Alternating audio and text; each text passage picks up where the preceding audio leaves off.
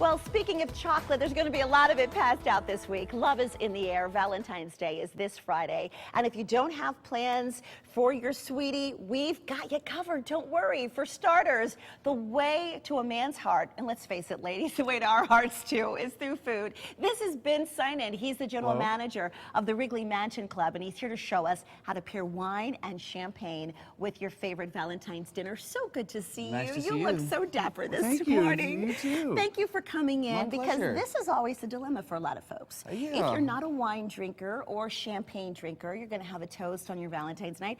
What goes with what? So I appreciate you coming in to show us how to do it. It's a good time. It's always something fun to talk about. Yes. And I know for a lot of people it can be something that's difficult to approach. Right. You know, which is why we kind of have a few of the basics here that lead you through your dinner, starting with your first course. You know, we have a wonderful bruschetta dish, you know, traditional Italian style. Fresh house-made bread, ripe tomatoes, a little bit of basil, garlic, shallots, and then fresh basil over the top. All right, so this is an appetizer. So what would you suggest that we would pair with something like this? Well, it's good to know with champagne or sparkling wine, any domestic-made sparkling wine. At the Wrigley Mansion, we have a private label made by Gruet out of New Mexico, which is really high-quality American-made in the traditional champagne method. They call it méthode traditionnelle. Nice. So, you know, it's champagne style, done in America.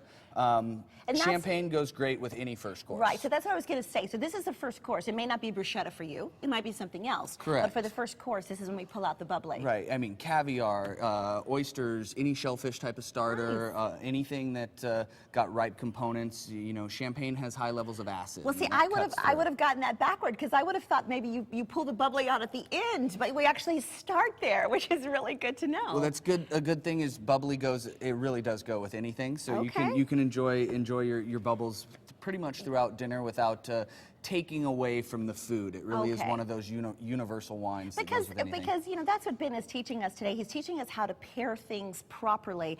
And so we've done the appetizer. Now we're on to the main course. So for a lot of folks, it may be a steak. Steak goes well. You know, this is our Bistecca Fiorentina. It's a 32-ounce porterhouse steak for two that we offer at the Wrigley. Steak can offer a lot of different pairings. It's one of those things, you're thinking about fat content of the meat. Something with a bone, something, your ribeyes, your prime rib, your porterhouse T-bone. You want a fuller bodied wine. When you're getting into filet, you can go a little lighter. This is a Tuscan-style red, Merlot Cabernet. It's called a Super Tuscan, is when they make wines in Tuscany, Italy, that don't fall into the rules. Right. And you can get something really nice where your Cabernet, your Merlot, are your dominant grape varietals, which help go with a fattier piece of meat. Yeah, that has, it's just so fragrant. Right. That smells great. Okay, so now we're on to the dessert. We have a delicious tiramisu here, you know, traditional Italian, raspberry coulis, fresh berries. Moscato d'Asti, a wonderful Italian wine. Can be used as an aperitif to start your dinner off. It has that nice sweetness, lower alcohol levels, really gives you a nice touch. When pairing with dessert, you always need something that's either sweeter than your dessert or absolutely opposite contrast. In this case, you want something that's going to be sweeter than the tiramisu to complement the flavor profiles of the wine. And very quickly, the Wrigley Mansion, you guys are a private club. What does that entail? Yeah, we're zoned as a private club. It's our operating restrictions. So starting at $5 is entry-level membership for a monthly long trial, $15 annual membership to gain access to the club, complimentary valet. We have a wine membership, gives you substantial discounts on the wine list, which is award-winning, second largest in the state, 600 plus selections. Oh, it's beautiful. You guys are already booked for Valentine's Day, but there's a big weekend. We're pretty full. Yeah, we do have a lot going on. We will be offering our Valentine's Day menu on Saturday as well, which we do still have room for. The Great Sunday Brunch is a nice way to enjoy Sunday Valentine's.